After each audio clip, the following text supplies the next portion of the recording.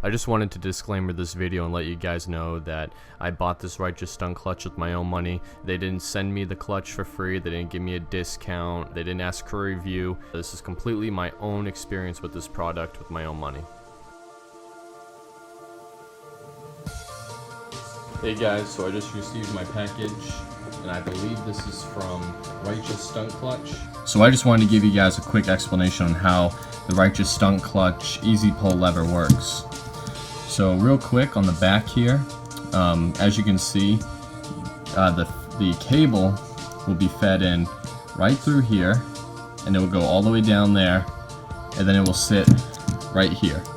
Usually your cable sits like this and the wire goes that way, but because it goes up like this, it gives you a lot more leverage when you're pulling on the cable to make it an easy pull.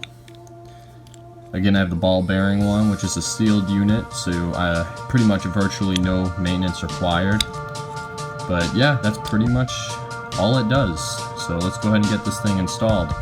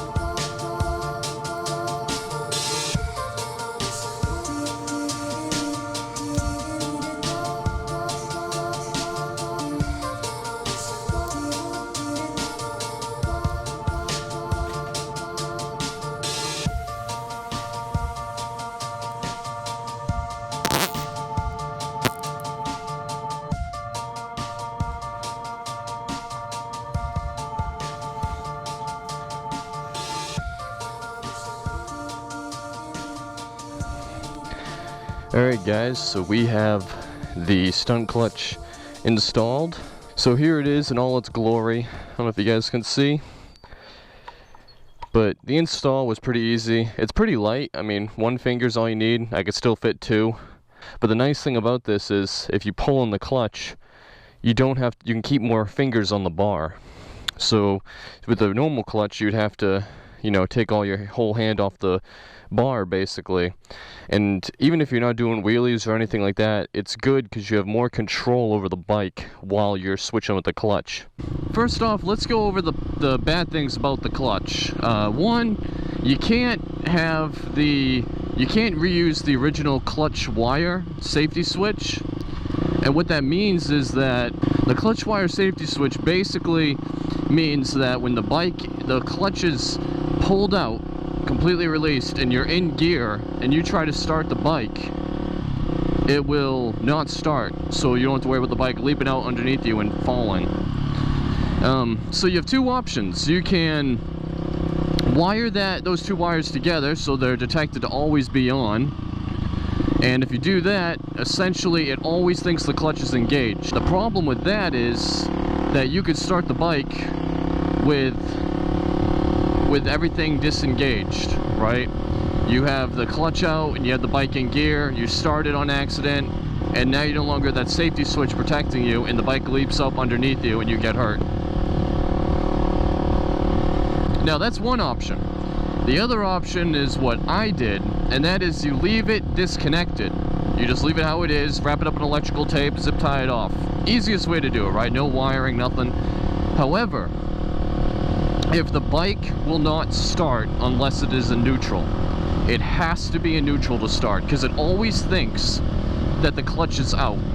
So even if you're in, even if you have the clutch pulled in and you're in gear, the bike will not start. Now, I chose to keep it that way, one, because it's easier to just not bother wiring anything up, you know, makes the job easier, zip tie it off, it's done. But two, because I also felt that that was the safer option. Now, if you stall the bike in traffic, you can't just quickly kick it over and move again. That's a big problem too. You have to find neutral, then start the bike. So, it is a problem for people, I can definitely see that.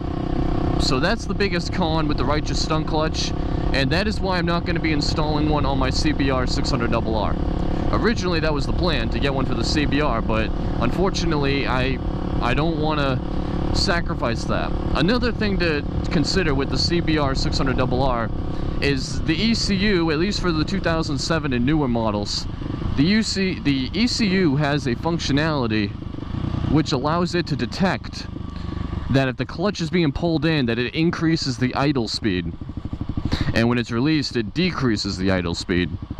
Now the problem with that is no matter what option you choose, whether you want it wired in or not wired in, you're going to deal with inaccurate idles. Like if you keep it wired in so that it always thinks the clutch is in, then you're going to deal with